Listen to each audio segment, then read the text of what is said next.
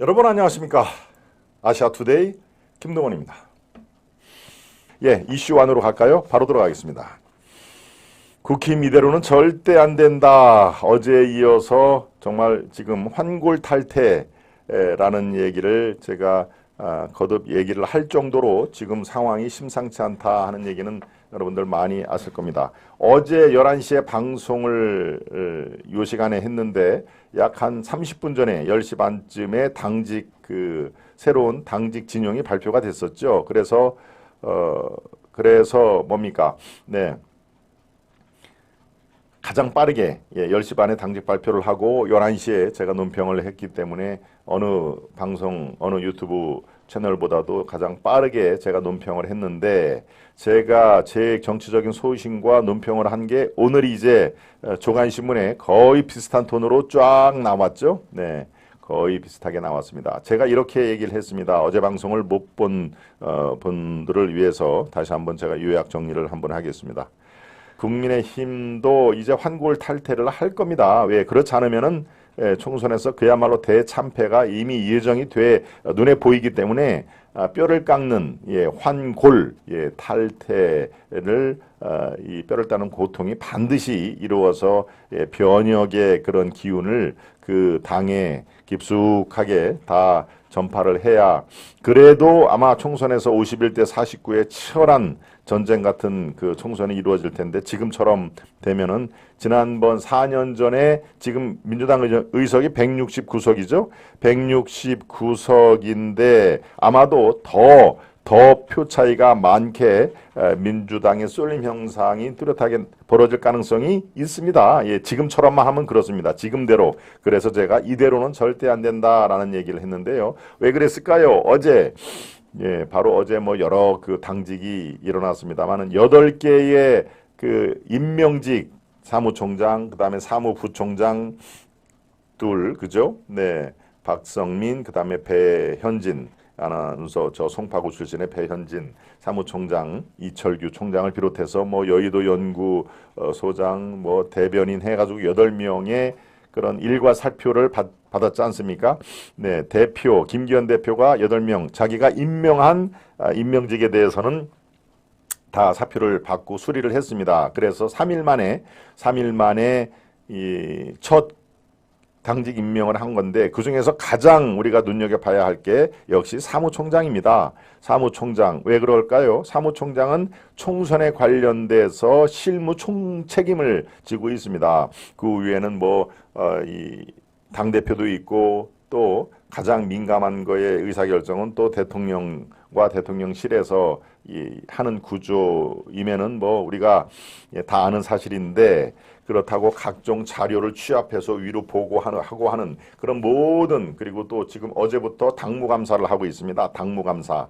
당무감사는 중앙당에서 각 지구당에 당무 제대로 지금 당협이 가동이 되고 있는지 제대로 당협위원장이 제 역할을 하고 있는지 많은 당원으로부터 신임과 지지를 받고 있는지를 다 조사를 하러 이 지역에 내려가 있습니다.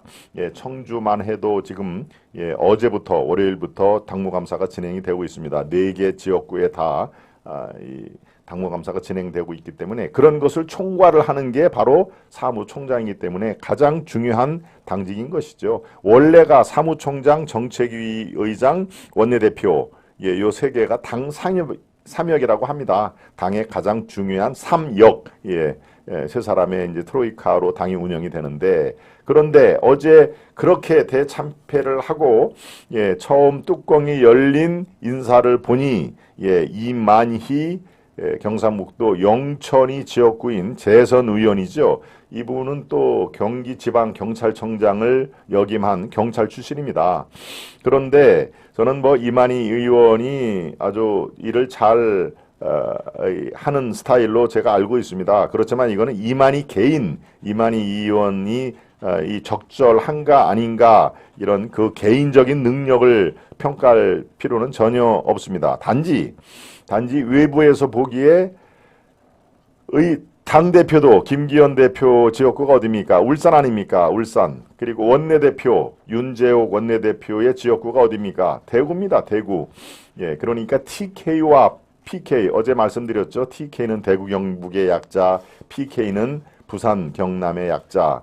이른바 당대표와 원내대표가 이미 다 영남으로 채워져 있는 상황에서 사무총장까지 또 대구 근처에 있는 영천 출신의 이만희 의원을 내정을 했다는 것은 이 당을 영남 당으로 생각을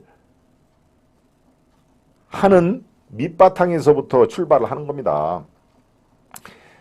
대구를 보수의 성지라고 하죠. 그렇습니다. 실제로 이전부터 뭐 이 민정당 전에 이 박정희의 공화당 이런 게 다 이제 대구를 중심으로 했죠. 박정희 대통령 자신이 또 구미에서 출생을 하고 대구에서 대구 사범을 나왔기 때문에 뿌리가 그쪽인 것만은 저도 동의를 합니다. 역사적으로 그렇다는 얘기입니다. 정당 역사로. 그런데 지금은 어떻습니까? 집권당 아닙니까? 집권당은 전국을 다 중시를 하면서 탕평 인사가 그래서 필요한 거 아닙니까? 호남에서 지금 열심히 이 정치 활동을 하는 당협위원장 있습니다.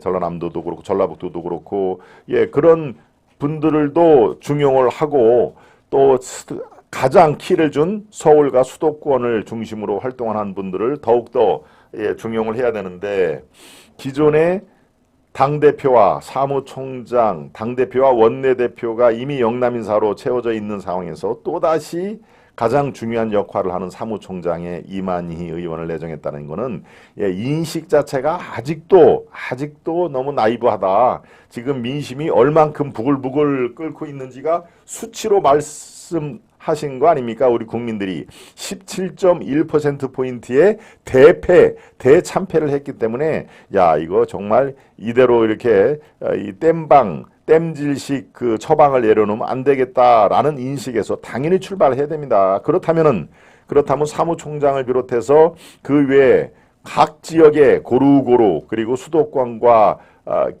서울과 수도권, 충청에서도 다 고루고루 이렇게 인사를 등용을 하고 최소한도 사무총장만은 이 영남 일색의 당직에서 벗어나야 되는 시도는 해봐야 되지 않겠습니까?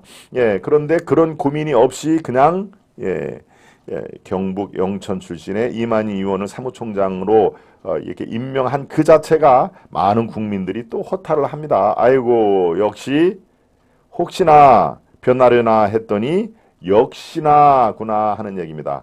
이게 바로 주요 신문 오늘 사설로 쭉 나오는 얘기입니다. 어제 제가 이 시간에 논평을 통해서 이거 안 됩니다. 이렇게 하면 안 됩니다. 이게 누가 잘된 인사라고 보겠습니까? 라고 그림 자체가 이 구도 자체가 이러면 안 된다 하는 얘기를 제가 그래서 드린 겁니다. 마찬가지죠. 강서구청의 김태우 후보를 공천하는 게 왜 구도가 좋지 않는 구도냐라는 것을 제가 자세히 설명을 드렸지 않습니까? 그 결과 대참패의 실적으로 돌아온 거고요. 수치로 돌아온 거고요. 지금도 마찬가지입니다. 왜 당 삼력이 중요하냐? 왜 사무총장이 중요하냐라는 건 여러분들이 다 아실 텐데 그럼에도 불구하고 또다시 TK 인사를 배치를 했다는 것은 아직도 국민들의 그 부글부글 끓는 그리고 중도와 합리적인 보수를 자임하는 분들이 도대체 지금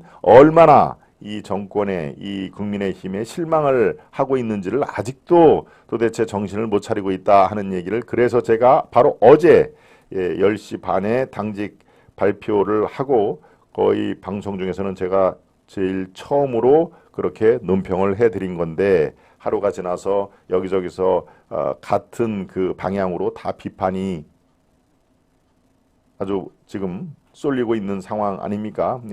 아마 이게 국민 여러분, 우리 시청자 여러분들과 비슷한 생각을 하고 계실 겁니까?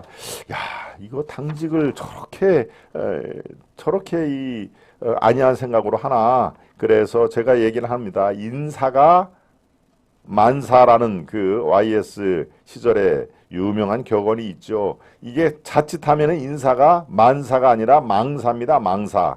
인사가 모든 것을 결정한다는 의미에서 인사가 만사다 하는 그런 얘기를 해야 되는데요. 까딱 잘못하면 인사가 망칠 망자, 인사가 망사가 돼야 된다 하는 그런 얘기를 바라니까요. 예, 그런 의미에서 지금 앞으로의 그 각종 당직 인사도 그렇고 장관, 차관 이런 것들을 인사가 정말 합리적으로 그리고 국민이 원하는 눈높이를 찾아야 됩니다. 눈높이를. 예, 국민이 원하는 방향도 제대로 탔지 못하면서 국민들이 얼마나 이 눈높이에 어디에 맞춰져 있는지 그것을 파악을 하지 못하면은 글쎄요, 저는 뭐 이대로는 정말 총선 참패, 제가 총선에 나서는 입장에서 참 답답하기 그지가 없습니다. 여러분들도 뭐 어죽 답답하시겠습니다. 네, 글쎄요, 지금 말씀해 드렸지만 혹시나 했는데 역시나로 끝나는 국민의힘이 주요 일간지에 거의 사설을 채웠는데요. 잠깐 소개를 하나만 하겠습니다. 네, 조선 사설도 마찬가지로 그런 이 제목을 갖고 있는데요. 혹시나 했다. 그렇지만 또 역시나 국민의힘은 그렇다 하는 얘기입니다. 예, 국힘 김기현 대표가 강서구청장 선거 패배 책임을 지고 물러난 이철규 사무총장 후임에 이만희 의원을 임명했다. 내년 총선 공천과 선거 실무를 지휘할 이 사무총장은 경상북도 영천 청도 출신이다. 제가 말씀드린 데죠. 네, 김 대표와 윤재국 원내대표에 이어 당의 3대 요직을 모두 다 영남 출신이 맡은 것이다. 국힘의 선거 참패는 윤석열 정부와 여당에 실망한 수도권 2030과 중도층이 대거 이탈한 데 따른 것이다.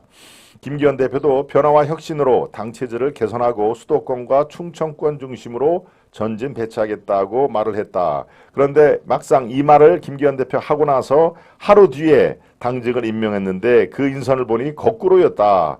이만희 총장은 전임 이철규 총장과 같은 경찰 출신이다.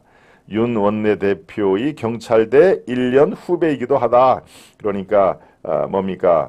지금 이 원내대표를 하는 윤재옥이 경찰대 1기, 그 다음에 이만희 청장이 2기, 바로 1기와 2기 차인데 한 사람을 원내대표, 한 사람을 사무총장이, 그 중요하다는 사무총장이 임명을 한 것입니다. 예, 이분은 윤 대통령 후보 시절 수행단장을 지냈다. 영남에 편중된 편협한 정당이 선거 참패 뒤에도 본질적으로 달라진 것이 없다. 인선 직전엔 선거 책임을 지고 물러난 사람이 사무총장으로 기용될 것이라는 얘기가 의원들 사이에서 돌았다고 한다. 상식 박히지만 놀랍게도 사실이었다고 한다. 새 여의도 연구원장, 네, 그 여의도 연구원장에 임명된 사람도 수해 때 부적절한 발언을 한 사람이다. 그렇죠, 여러분. 그 동두천 연천에 지역구를 둔 사람이 수해 때 뭐라고 얘기를 했습니까? 예, 수해 복구 현장에 가면서 마침 그때 이제 해가 쨍쨍 내릴 때, 예, 비가 그치고 해가 내릴 때니까 아유, 비가 좀 더 많이 와야 사진이 잘 나오는데 이렇게 얘기를 했던 사람이죠. 그래서 6개월 당원 정지 6개월을 받았지 않습니까? 그런 사람을, 예, 사무총장에 이어서 가장 중요한 또 직책이죠. 여의도 연구원, 뭡니까? 당의 총선의 전략을 짜고 각종 여론조사를 하는 그런 기구입니다. 여의도 연구원이. 거기에 또 그 여의도 연구원장이라는 또 중책을 맡겼으니 글쎄요, 참 여러 가지로 지금 문제가 많다. 그래서 인사가 만사가 돼야 되는데 인사가 망사가, 망할 망자 망사가 될 가능성이 지금, 예, 참 답답하기 그지없습니다. 우리 동백꽃님처럼 여의도로 올라가고 싶은 심정이에요. 여의도로 올라가서 당사 앞에서 항의라도 하고 싶은 심정입니다. 동백꽃님. 바로 지금 제가 몇 가지 그 댓글을 여러분께 읽어드렸는데 거의 비슷한 심정일 겁니다. 지금 상황에서 저렇게 안이한 생각, 예, 또다시 그냥 사무총장의, 예, TK 출신 재선의원 이만희 의원을 그냥 앉히면은 아예 내 말을 원래 잘 들으니까 나도 편하고 서로 좋지라고 하는 정말 안이한 이 생각으로 도대체 국민들의, 제가 말씀드렸죠. 예, 유권자 또 국민들의 건강한 상식을 갖고 있는 보수파 우리 중도 이런 세력들의 눈높이를 살피는 그런 눈의 방향이 어느 쪽으로 가고 눈높이가 과연 어느 쪽에 초점이 맞춰져 있는 것을 전혀 고려할 생각도 안 한다. 예, 이번 인사는 조금 좀 심각합니다. 제가 판단하기에 하루나 이틀 정도 더 늦게 해도 됩니다. 왜? 이번 당직 인선은 속도가 중요한 게 아니었습니다. 내용이 중요한 거지. 그렇지 않습니까? 하루나 이틀 늦게 해서 누가 물론 뭐 답답한 심정이야 여기저기서 분출이 되겠지만 어떤 콘텐츠를 당직에 다룰까? 사무총장 누구 하면 그 사람 할만하지. 지금 이 난관을 헤쳐나갈 그럴 기량과 배포도 있는 사람이지 라고 고개를 끄덕이는 그런 인사가 나와야 되는데 그럴 경우에는 하루나 이틀 지나도 무슨 문제가 있겠습니까? 네, 그런데 무슨 3일 만에 내놓은 그 당직 인선이 도대체 우리 국민들의 눈높이에 전혀 이 차이가 격차가 엄청나게 그랜드 캐년 같은 그런 쭉 들어간 그랜드 캐년이 어마어마한 협곡이죠. 괴리가 있다라는 얘기입니다. 국민들의 눈높이와 그렇게 안이한 당직 인선을 하는 당 지도부와는 앞에 그랜드 캐년이 놓여 있다. 그랜드 캐년은 뭡니까? 여기서 저쪽으로 갈 수가 없죠. 워낙 깊이 파여서 아마 그랜드 캐년 밑으로 내려와서 올라가는 데까지 아마 몇 날 며칠이 걸리는 그런 커다란 함정 골짜기가 있다. 바로 이런 의미에서 국힘이 이대로는 절대 안 된다라는 얘기를 그래서 한 것입니다. 선거 승패는 언제나 바뀌는 것입니다. 언제나 항상 국민들의 이 균형 잡힌 그 시각이 한쪽에 몰아주다가도 너무 치우친 것 같으면 다시 균형추를 맞추러 중간으로 내려오고 하는 그런 게 항상 늘상 있었습니다. 그래서 우리 국민은 현명한 국민이다라는 얘기가 그래서 나오는 건데요. 중요한 것은 선거 결과에 담긴 민심을 최소한 이 정도 갖고는 안 된다. 최대한으로 받아들여 국민 뜻에 부응하는 것이다 하는 얘기입니다. 이렇게 응답하는 정당은 다음 선거에서는 민심을 얻고 제가 말씀드렸죠. 항상 우리 국민은 균형추를 작동을 하고 있다. 너무 한쪽에 쏠리면 다시 중간 쪽으로 내려오고 그렇지 않고 민심을 외면하는 정당은 당연히 몰락한다. 국민의힘은 여당이기 때문에 총선에서 또다시 기본 의석을 얻지 못하면 윤 정부의 연금개혁, 노동개혁, 교육개혁, 산업구조개혁 같은 국가 중대 시책 이거는 그냥 공연불이 되고 맙니다. 좌초할 수밖에 없는 것이죠. 그런데 만약에 윤석열 정부가 식물 정부로 그렇게 3년을 지지부진하게 가면은 그 피해는 고스란히 우리 국민에게 온다는 데에서 더 큰 문제점이 벌어지는 것입니다.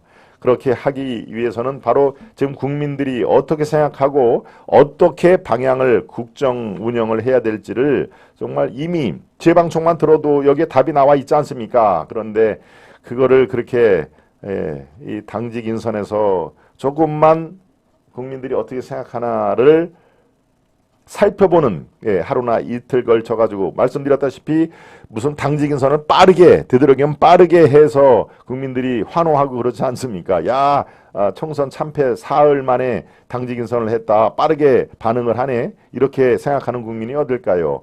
속도보다도 당연히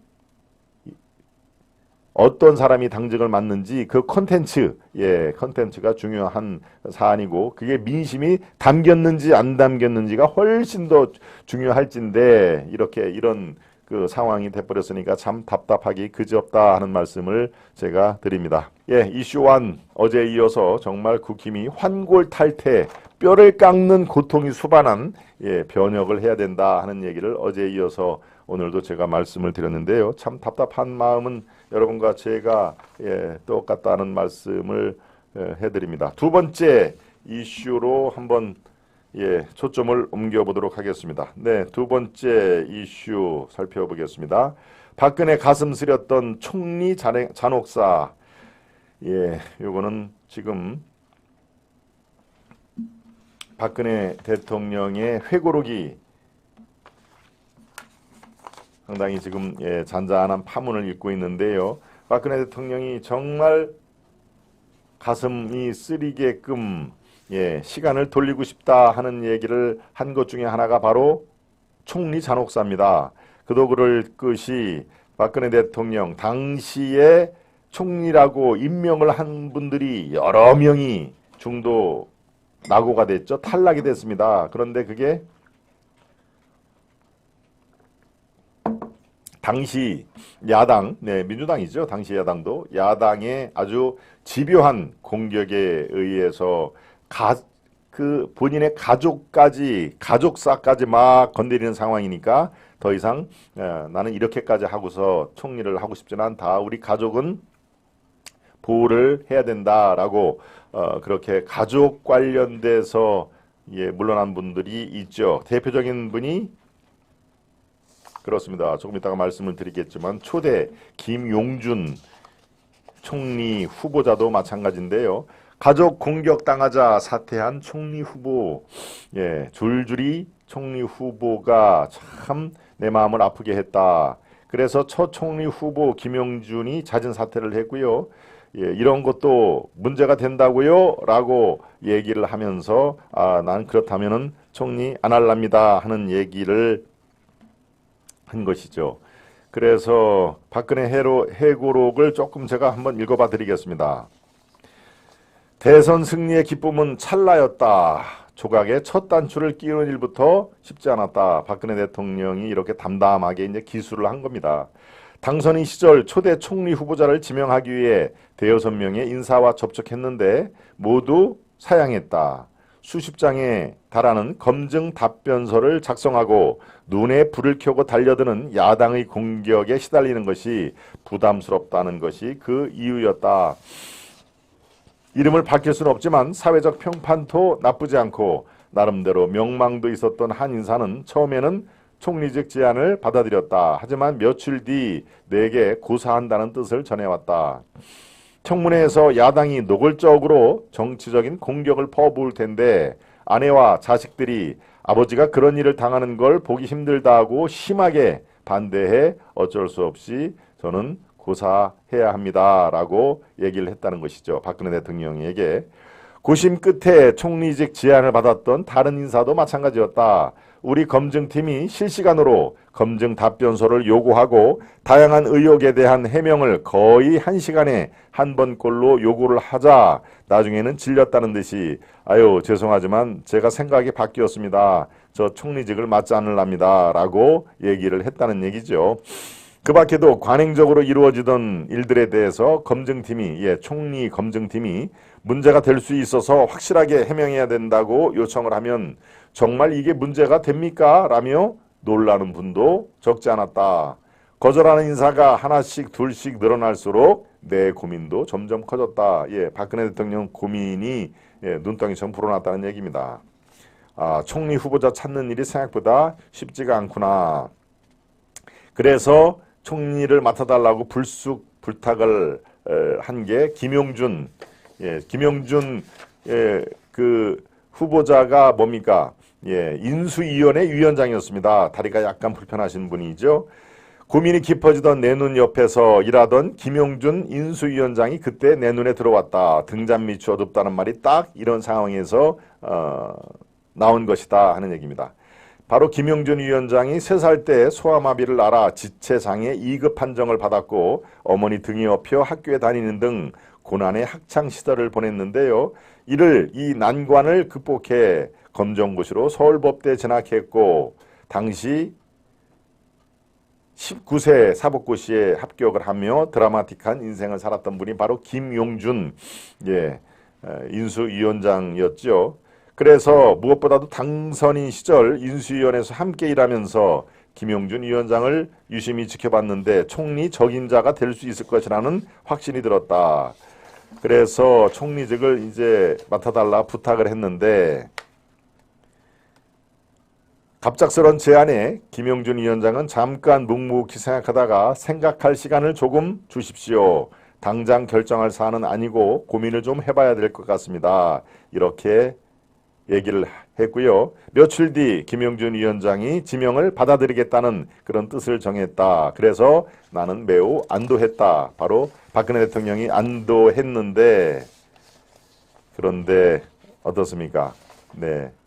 이 가족관계 얘기를 집중적으로 꺼내면서 김용준 총리 후보 카드도 날아갔다는 얘기죠.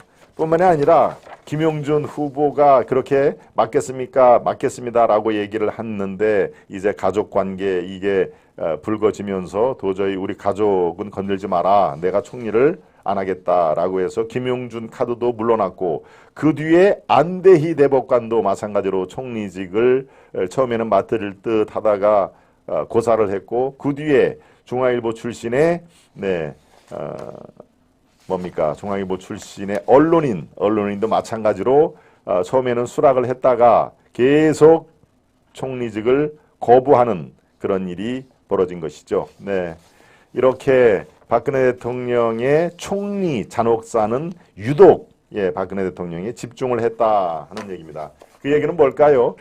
박근혜 대통령 출범할 때 이 야당 민주당과 시민단체들이 거의 똘똘 뭉쳐서 박근혜 대통령 초기부터 상처를 내야 된다 그런 의미에서 총리부터 계속 끌어내리는 중앙일보 출신 문창극 주필입니다. 문창극 그분도 총리를 맡겠다라고 했는데 준비 과정에서 그 당시에는 종교색을 이렇게 더 씌웠죠. 문창극 후보가 어디 교회에서 했던 말을 탁 앞뒤 자르고 종교색으로 이른바 극우다라고 그렇게 더 씌웠지 않습니까? 그러니까 이 김용준 후보자 그 다음에 안대희 대법관 문창극 주필 이런 사람들이 다 죄다 총리를 맡겠다라고 생각을 하다가 다 이 번복 또는 좌초가 된 것이죠.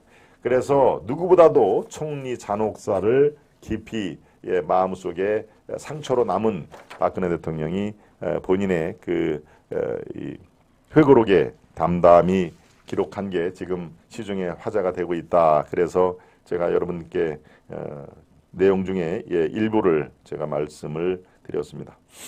이번에는 세 번째 이슈로 가기 전에 만평을 살펴보겠습니다. 만평 보여주시죠. 분리독립 얘기를 하셨네요. 분리독립. 꼴보수부터 중도보수 해방기구까지 이준석 얘기가 나왔습니다. 이준석 신당 이준석과 유승민이 신당을 저렇게 올렸는데 꼴보수부터 총을 쏘겠다는 얘기인가요? 중도보수 해방기구 글쎄요. 분리독립한다. 지금 이스라엘 팔레스타인 아마 지금 전쟁을 빗대어서 이준석과 유승민이 분리독립한다 그런 내용이 있는데 글쎄요 저는 신당을 만들지 못할 거라고 봅니다. 신당을 마찬가지입니다. 민주당도 지금 분당 필요성은 많이 같이 당을 하기에는 너무나 깊은 그 감정의 골이 있다라는 그런 게 있지만 분당을 함으로써 본인들이 총선에서 살아 돌아올 가능성이 거의 없기 때문에 하고 싶어도 할 수가 없는 그런 상황이 이준석과 유승민의 신당도 똑같이 적용이 된다 하는 걸로 제가 말씀을 드리겠습니다. 도희님은 제발 독립해라 응원한다. 너희들이 제발 독립해서 나가야 이 당에 분란이 없어진다 하는 그런 뜻이죠. 네, 그렇습니다. 네, 우리 강창동님, 국회의원들 특권을 없애야 합니다. 보수는 5급 공무원 수준으로 비서 2명 관용차 그리 대단한 일이라고 특권 없애야 합니다라는 말씀을 다시 강조를 해주셨네요. 강창종님. 네, 지금 두 번째 만평으로 넘어가겠습니다. 대량 난감 문자 내용 조수진 그 그림이군요. 황당하네. 김기현 쫓겨나네. 내가 쫓겨나게 생겼어. 경기일보 대량 난감 이렇게 돼 있군요. 네. 대량 난감하다. 조수진과 어제 제가 말씀을 드렸죠. 이 김성호 한겨레 기자 출신이 지금 여의도연구원 부원장으로 있는데 저렇게 회기 중에 문자 메시지 한 개 저게 드러난 상황입니다. 그래서 아이고 지금 이 당직 발표한 걸 보니까 아이고 김기현 도저히 안 되겠네 아마 쫓겨나겠네 라고 하는 그런 내용이었는데 내가 쫓겨나게 생겼어 라는 그런 얘기입니다. 그래서 대량 난감하다 하는 이 만평인데요. 글쎄요 참 저도 참 답답합니다. 저런 게 계속 지금 화제가 되고 그래서 저도 뭔가 하여튼 뼈를 깎는 그런 것이 반드시 필요하다. 그래서 이대로는 절대 안 된다라는 얘기를 제가 말씀을 드립니다. 아시아투데이에서도 뭐라고 돼 있죠? 아시아투데이에서도 이번 선거 부정에 힘을 보내주시면 어떨까요? 국민이 모두 힘 모아 이번 선거를 거론하면 어떻겠습니까? 나타샤님이 말씀을 해주셨는데, 이 우리가 부정 투표, 특히 사전 투표에 대해서 뭔가 석연치 않은 거에 대해서는 저도 방송을 참 많이 했습니다. 여러분 우리 나타샤님 한번 검색해 보시면은 우리가 이게 부정 선거다라고 딱 부러지게 규정을 할 필요는 없습니다만은 부정 선거에 대한 우리가 위험성 그리고 저들이 집요한 그런 그 획책 기도 이런 것은 제가 아주 여러 번 그리고 또 뭡니까 민경욱 전 의원 또 이 변호사 이 박주현 변호사 또 선거에 관련된 많은 사람들을 초청을 해서 제가 대담까지 하고요. 최근에 더 뭡니까 그 다큐도 저희 아시아투데이에서 그대로 방영이 됐습니다. 네, 우리 나타나샤님 한번 찾아봐 주시고요. 계속 꾸준하게 관심을 가져달라는 그런 주문 제가 다 기억을 하겠습니다. 네, 이제 제가 한동안 말씀을 거의 안 드렸는데요. 우리가 후원 계좌 여러분들의 요청에 의해서 후원 계좌를 열어드렸습니다. 그리고 제가 자주 얘기를 하면 또 부담을 드리는 것 같아서 지금 한 2달 동안은 제가 말씀을 안 드렸는데요. 최근에 많은 분들이 또 후원 계좌로 따뜻한 정성을 보여주셨네요. 최근에 정말 많은 분들이 제가 그 중에 일부만 그리고 감사하다는 표현을 그렇게 저는 해보도록 하겠습니다. 우리 박경려 수패너님이 여러 번 또 보내주셨고요. 대단히 감사드립니다. 그리고 아시아투데이 본인 이름을 아시아투데이라고 또 하신 분도 계시고요. 임종환님, 대전의 현기용님, 이상호님, 김복식님, 김복식님도 여러 번 또 보내주셨고요. 이상복님, 최경주님, 최혜숙님, 박순병님, 오진영님, 김수철님, 국민의힘 당원 이렇게 또 표기를 해주신 분이 계셨네요. 가나안 건축의 이종복님, 이수영님, 이혜숙님, 이우종님, 이상걸님, 박준영님, 김상국님, 박명수님, 이군규님, 여러분들께서 후원을 이렇게 해주셨습니다. 대단히 감사드립니다. 특히 박경련님은 참 여러 차례 보내주셨습니다. 대단히 우리 박경련 스패너님 그리고 너무 무리하지를 마시기 바랍니다. 기둥뿌리 흔들리면 절대 그거는 안 되니까요. 가끔씩만 이렇게 해도 충분하니까요. 여기는 또 1인 유튜브가 아니기 때문에 여러분들 후원금이 뭐 아주 요긴하게 쓰이기는 합니다만은 그렇게 절대적으로 이렇게 하지는 않습니다. 여기는 230~40명이 근무하는 아주 중견 언론사이기 때문에 후원 1인 유튜브는 그냥 여러분 후원이 필요합니다라고 매일매일 이렇게 댓글도 매일매일 쓰고 또 진행하는 앵커도 매일매일 얘기를 하지만 그래서 저는 지금 2달에 한 번 얘기를 하는 것입니다. 절대 무리하지는 마시라.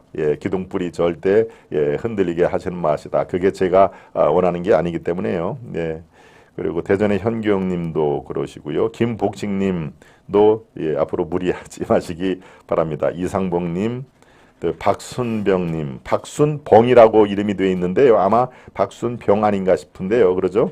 이 보낼 때 이름을 박순봉이라고 보내주셨습니다. 오진영님, 국힘 당원님, 이수영님, 이상걸님, 박명숙님, 이근규님, 이우종님 정말 아주 대단히 감사드리고요. 이렇게 후원 여러분들 하여튼 보내주신 건 제가 아주 정말 감사하게 생각을 하지만 절대 무리하지 마시기 바랍니다라는 말씀을 거듭드립니다. 그리고 여기는 1인 유튜브가 아니기 때문에 또 그렇게 후원금에 목매는 그런 멘트라든가 그런 거는 안 해도 되니까요. 여러분들이 이렇게 뭐 이 1년에 한두 번 이렇게 한번 뭐 할까라는 정도까지만 해주시면 됩니다. 여러분들 이렇게 무리하실 필요는 전혀 없다라는 말씀을 다시 한번 드리겠습니다. 네, 오랜만에 또 후원하시는 분 제가 살짝 소개를 해드렸는데요. 지금 말씀하신 이외에도 많은 분들이 관심을 가져주신 점 대단히 감사드립니다. 예. 토미니스님이 빠진 것 같아요. 우리 토미니스님은 또 자주 또 이렇게 이렇게 슈퍼챗을 통해서 자주 또 이렇게 관심을 보여주고 계셔서 토미니스님이 빠진 것 같아요. 네, 그렇습니다. 토미니스님 지금 말씀드린 거는 이제 이렇게 후원에 이렇게 명단이 딱 이렇게 올라옵니다. 관련 부서에서 요거를 제가 말씀을 드렸고요. 우리 토미니스님은 늘 이렇게 관심을 가져주시니까 제가 별도의 이렇게 감사의 말씀을 드리겠습니다. 세 번째 이슈 들어가겠습니다. 세 번째 이슈입니다. 또 조국 편든 문재인 국민을 갈라치기 하나 하는 얘기를 하는데요. 예, 문재인 대통령 참 말도 많고 탈도 많았는데 원래 뭐라고 그랬습니까? 이태임 후에는 국민 여러분으로부터 잊혀진 존재가 되고 싶다라는 얘기를 강조를 했죠. 예, 그래서 본인이 아마 잘한 게 많으면은 국민들이 그렇게 문재인 거론을 안 하는데 본인이 워낙 아주 결정적인 몇 가지는 정말 아주 씻을 수 없는 그런 과거를 걸렸죠. 예, 북송 어부 그런 문제도 그렇고 또 울산 시장 조직적인 개입, 친구 송초를 위해서 조직적으로 개입한 거 지금도 재판이 진행 중입니다만은 굉장히 뜨뜻미지근하게 지금 있죠. 그런데 어제 조국 관련돼서 또 얘기를 했습니다. 조국 관련돼서 잊혀진 존재가 되고 싶다는 분이 계속 이슈에 대해서 나는 그 세간의 주목이 필요하다라고 하는 일종의 관종이죠. 관심종자.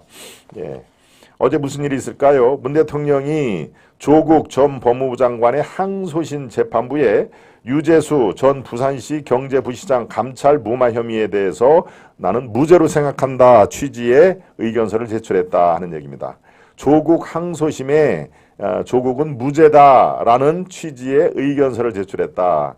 예, 참 무슨 재판부도 아니고 가만히나 있지 왜 무죄 취지의 의견서를 저렇게 제출을 할까요? 네, 바로 영향력을 행사하려고 하는 그런 의도와 조국에 대해서 나는 아직도 조국 당신에 대해서 이 정도의 애정이 있다 하는 얘기를 하고 싶었을 겁니다. 예,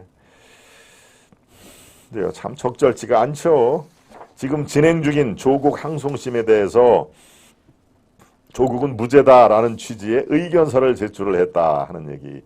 참 그렇습니다. 예, 문재인의 주장은 당시 민정수석이었던 조국이 민정수석으로서 정상적으로 정무적 판단을 했다는 그 조국 장관 쪽에서 늘상 이거는 정상적인 정무적 판단이다. 예, 그렇게 얘기를 했는데 그거에 대해서 문재인이 손을 들어준 겁니다. 맞다. 그거는 내가 대통령을 해봐서 잘 아는데 이거는 정무수석으로서 정무적 판단을 내린 것이지 절대 감찰을 무마하려고 하는 그런 게 아니었다라고 조국 편을 지금 자꾸 들어주고 싶어서 저렇게 의견서를 낸 것입니다. 예. 글쎄요. 참 잊혀진 존재가 되고 싶어 했다는 문재인 이게 도대체 잊혀진 존재를 완전히 180도 다른 것이죠. 자꾸 이런 그 현안에 대해서 개입함으로써 이렇게 언론이 꾸준하게 문재인 기사를 써야 되는 그런 상황이니까 본인이 허언을 했다. 정말 마음에도 없는 얘기를 했다 하는 얘기입니다. 조국에 대해서는 마음에 빚이 있다라고 얘기를 했는데 글쎄요. 왜 어떤 걸 했길래 저렇게 마음에 빚이 있어서 계속 얘기를 할까요? 네. 좋습니다. 이제 세 번째 이슈 마치고 네 번째 이슈로 가보겠습니다. 네 번째 이슈도 그렇죠. 이 부부처럼 하면 총선 이긴다. 네, 오늘 그 썸네일에 톡 제목을 제가 이쪽으로 했는데요. 오늘 갖고 온 칼럼 내용입니다. 네, 칼럼 내용은 거듭 말씀드리지만 이 내용이 다 맞아서 우리가 이렇게 생각을 해야 된다. 천만의 말씀인 거 말씀드렸죠. 네, 항상 도발적이고 논쟁적인 그런 칼럼 내용을 제가 소개를 하는 것입니다. 예, 오늘 조선 칼럼인데요. 조선의 김윤덕 선임 기자 김윤덕 칼럼입니다. 원래 제목은 이렇습니다. 국민의 마음을 얻는 법, 이 부부처럼 하면 이긴다. 요거를 너무 길기 때문에 제가 그렇게 짧게 이 부부처럼 하면 총선에 이긴다 하는 얘기로 제가 이렇게 살짝 바꿨는데요. 예, 칼럼 이렇게 시작을 합니다. 아메리칸 팩토리는 미국 자동차 회사 GM의 폐쇄된 공장을 인수한 중국 기업 푸야오, 예, 기업 이름입니다. 푸야오가 2,000명의 미국 노동자들과 원팀이 되기 위해 분투하는 과정을 그린 다큐멘터리다. 아메리칸 팩토리라는 다큐 소개를 했네요. 2020년 아카데미 수상작인데 기업주는 악, 노동자는 선으로 그리길 좋아하는 한국 영화 풍토에선 나오기 힘든 작품이다. 노사 어느 편도 들지 않았기 때문이다. 이를테면 GM의 절반으로 깎인 임금, 열악한 작업 환경에 대한 근로자의 분노만큼 기업주의 고뇌도 담았다. 초등학력이 전부지만 세계적인 자동차용 유리 제조업체를 일군 차오 회장은 노조를 반대하는 자신의 비난이 쏟아지자 이렇게 묻는다. 지난 몇십 년 동안 많은 공장을 내가 세웠다. 내가 평화를 앗아가고 환경을 파괴한 걸까? 내가 사회에 공헌한 사람인지 범죄자인지는 모르겠지만 삶에서 가장 중요한 것은 일이다. 일자리다. 그렇지 않은가? 이 다큐는 버락 오바마 전 미국 대통령 부부가 만들었다. 2017년 백악관을 떠난 이들은 시골에 파묻혀 잊혀지기나 후임 대통령 비난하기에 몰두하지 않고 미래 세대를 위한 콘텐츠 제작으로 진로를 정했다.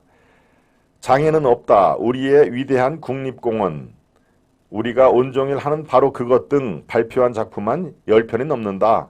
예, 버락 오바마 대통령 부부가 최근에 열심히 영상을 만들어서 국민들에게 전파를 한다는 거에 주력을 하고 있다는 얘기죠. 이 메시지가 한결같다.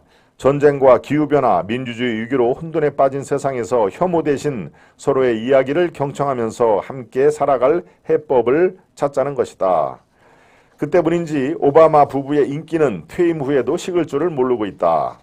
대선 후보로 끊임없이 호출되는 미셸 오바마의 행보는 더욱 강렬하다. 지금 그 부인, 오바마는 이미 대통령을 한 번 했고 그 부인 미셸 오바마도 대선 후보로 지금 거론이 되는 그런 상황이라는 얘기입니다.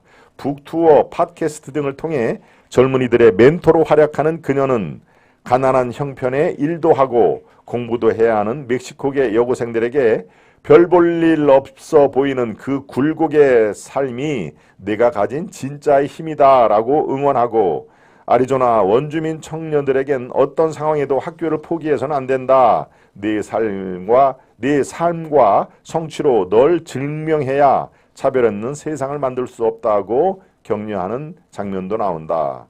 만나는 모든 이의 얼굴에 웃음꽃, 눈물꽃을 피우는 이 부부를 보면서 대중의 마음을 얻는 진짜 비결이 뭘까 생각했다. 유머와 위트가 넘치는 데다 달변이 길이 때문만은 아닐 것이다. 그런 정치인은 차고 넘친다. 진짜 비결은 우리도 당신과 똑같은 사람이라는 겸손, 정확히는 겸손해 보이는 태도에 있다. 오바마는 고공에 매달려 자유의 여신상 횃불을 닦는 인부들처럼 대통령이란 자리에 최선을 다하려 노력을 했다고 그의 회고록에 썼다. 미셸은 부인이죠. 미셸은 백악관 직원들의 시중을 마다하고 두 딸의 방을 스스로 치우게 했다. 그들 역시 가짜뉴스와 인신공격에 시달리기도 했다. 버락 오바마는 이슬람 교도의 동성애자라는 공격을 받았고 부인 미셸은 남편과 주먹 인사를 하는 성난 흑인 여자로 묘사가 됐다. 그런데 두 사람은 자신을 혐오하는 국민도 끌어안아야 분열을 막고 민주주의를 이룰 수 있다고 믿었다. 오바마 재임 동안 백악관이 국민의 집, 즉 피플스 하우스로 칭송받은 이유였다. 그 당시에 미국 사람들이 화이트 하우스 이렇게 얘기하는 것보다도 피플스 하우스, 즉 국민의 집이라고 얘기를 한 거에 그 배경을 지금 설명을 하는 것입니다. 자, 이제 한국의 현실로 돌아옵니다. 내 기억이 맞다면 윤석열 대통령은 용산으로 이정한 대통령실 이름을 국민의 집으로 명명하고 싶어 했다. 국민의 집은 국가는 모든 국민을 위한 좋은 집이 되어야 한다는 스웨덴 복지국가의 이념이다. 누구도 특권의식을 갖지 않고 누구도 소외되지 않으며 독식하는 사람도 천대받는 사람도 없는 집. 다분히 이상적이지만 윤 대통령 또한 이런 국가를 만들고 싶었을 것이다. 그렇다면 집권 2년 차에 임하는 태도를 바꿀 필요가 있다. 이제 윤 대통령의 태도를 아주 직격으로 얘기를 합니다. 태도의 차이는 사소하지만 결과의 차이는 거대하다는 말은 윤석열 대통령이 롤 모델로 삼은 윈스턴 처칠이 한 것이다. 무너진 안보와 외교를 재정비하고 국가 정체성을 바로 세워야 했던 집권 초기엔 불도저처럼 강한 리더십이 필요했지만 중산층도 우유 한 통 집어들기 겁날 만큼 고물가가 민생을 강타한 시기엔 겸손과 포용의 리더십이 절실하다. 거대 야당의 횡포로 개혁은 시작도 못했는데 검찰 독재라는 선동이 선거판을 흔들게 할 수는 없지 않나. 오만과 불통의 오명도 대통령 스스로 걷어내야 한다. 사과하고 책임지기를 두려워하면 민심이 돌아오지 않는다. 축구 대표팀 A매치를 보다가 김민재에게 매료가 됐다. 그 철벽 가슴에 부딪혀 머리가 깨지더라도 영광이익이겠다 싶었다. 그러나 강철 수비마로는 골이 터지지 않는다. 이강인의 낮고 빠르고 유연한 드리블이 필요하다. 대통령도 그렇다. 아직 역습의 기회는 남아있다. 칼럼은 이렇게 마무리를 짓는데요. 마지막 단락만 한번 더 살펴보겠습니다. 축구 대표팀의 A매치를 보다가 김민재에게 매료가 됐다. 그 철벽 가슴에 부딪혀 내 머리가 깨지더라도 영광이겠다 싶었다. 글쎄 어떤 장면을 보고 그랬는지 저도 한번 더 살펴봐야 되겠네요. 그런데 강철 수비만으로는 골이 터지지가 않는다. 이강인의 낮고 빠르고 유연한 드리블이 필요한 시점이다. 대통령 또한 그렇다. 역습의 기회는 아직 남아있다. 어제 소개한 것과 지금 소개한 거에 다 맥이 통하죠. 대통령의 자세가 조금 더 국민들에게 제가 앞서 말씀드렸지만 국민의 눈높이, 국민들의 눈이 어느 방향을 향하고 그 눈높이가 과연 인사할 때 어떤 걸 중시하는지 그런 것을 캐치를 해야 된다 하는 그런 내용이 담겨져 있습니다. 네 번째 이슈, 이 부부처럼 하면 총선 이길 수 있다라는 그 내용을 제가 논평과 함께 전해드렸습니다. 이제 다섯 번째 이슈로 가보겠습니다. 다섯 번째 이슈로 마무리를 해야 되겠습니다. 눈물 회견한 이준석, 집권 이후 오류도 인정을 해야 된다 하는 얘기인데요. 아마 여러분들 이준석 또 유승민 별로 아마 좋은 감정이 않으셨을 텐데 어쩐 이유로 이준석이가 눈물 회견을 했는지 한번 살펴보겠습니다. 일단 눈물을 흘리는 모습 그 기사 내용 사진부터 한번 보여드릴까요? 이준석 저렇게 지금 기자회견을 하면서 안경을 벗고 눈물을 흘리는데요. 어떤 상황에서 어떻게 눈물을 흘리는지 한번 볼까요? 이준석 전 대표 최근 국회에서 기자회견을 열고 16일이니까 어제네요. 어제 오후에 기자회견을 열고 3,900자에 달하는 장문의 쓴소리를 쏟아냈다 하는 얘기입니다. 이렇게 얘기를 했네요. 참담한 마음으로 오늘 이 자리에 섰습니다. 국정 운영의 방식이 엄석대처럼 투박하지 않기를 바랐고, 엄석대 여러분 아시죠? 엄석대는 뭡니까? 그 이문열 소설에 나오는 소설 속 주인공이죠. 영웅 엄석대 뭡니까? 아들 그 반그부들을 굉장히 많이 괴롭히고 나중에는 소리 없이 사라지는 그런 엄석대인데 우리들의 일그러진 영웅이 그 소설의 제목일 겁니다. 우리들의 일그러진 영웅, 거기에 주인공이 바로 엄석대, 학생들을 괴롭히는, 나이도 한 서너 살 많아서 학생들이 그부들이 꼼짝도 못하는 그런 아주 뭐라고 표현합니까? 그 폭력을 일삼는 대장 뭐 이 정도로 하겠죠. 그런데 그 폭력을 아주 교묘하게 이용을 해서 아주 원성을 많았는데 나중에는 결국 그 내용이 다 드러나서 학교를 그만두는, 소리 없이 사라지는, 그게 우리들의 얼그러진 영웅의 그 내용입니다. 제가 아주 뭐 일찌감치 글쎄요, 고등학교 때 읽었나요? 중학교 때 읽었나요? 글쎄요, 잘 기억도 안 날 정도로 아주 오래된 소설입니다. 예, 국정 운영 방식이 엄색대처럼 투박하지 않기를 바랐고 간신배들의 아첨 속에 대통령께서 벌거숭이 임금님과 같이 되지 않기를 기대했다. 라고 말문을 열었지요. 예. 이렇게 민심의 분노를 접하고 당은 더는 대통령에게 종속된 조직이 아니라는 말을 하기가 두려운가. 사태가 이렇게까지 되고서도 그 말을 하지 못한 사람들에게 아주 실망을 했다. 어제 오늘 많은 좌괴감을 느꼈다.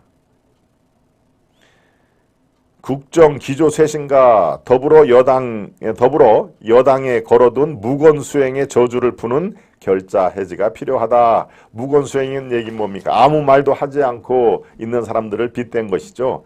예, 이 국민의힘의 그 현역 의원들이 제대로 얘기를 하지 않기 때문에 오늘날 이런 대참패가 벌어졌다 하는 그런 내용 아니겠습니까? 그러니까 무건수행의 저주를 푸는 결자 해지가 필요하다.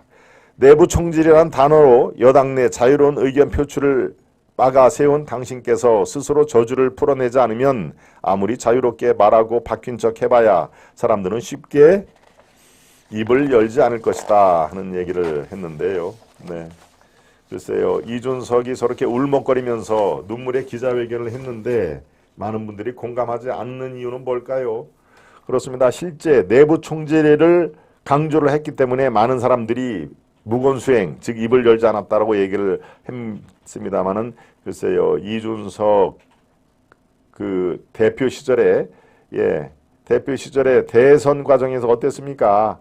예, 그 당시에 이재명 후보에게는 얘기를 한마디 하지를 않고 오직 윤석열 당시 후보에게 온갖 그렇게 피해가 되는 마이너스가 되는 얘기만 쏟아붓지 않습니까? 그리고 국민의힘 윤석열 측근들을 윤핵관이라는 말로 완전히 프레임을 걸었죠. 예, 국민 민심과 동떨어진 윤핵관, 오직 윤석열을 바라보는 해바라기들, 정권의 해바라기들 뭐 이런 식으로 해서 정말 이 대선에 까딱하면 질 뻔한 그런 그 상황을 야기를 시킨 그것이 당 대표 이준석 아니었습니까? 그러니까 이런 얘기가 많은 사람들의 공감을 하지 못하는 얘기는 당을 누구보다도 위기에 빠뜨린 전직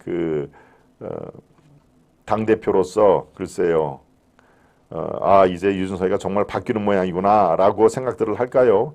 왜 눈물까지 보이면서 기자회견을 했어도 많은 사람들이 야 이제 정말 이준석이 올바로 돌아왔구나 라고 얘기를 하지 못하는 상황이 됐을까 본인부터 반성을 하기 바랍니다.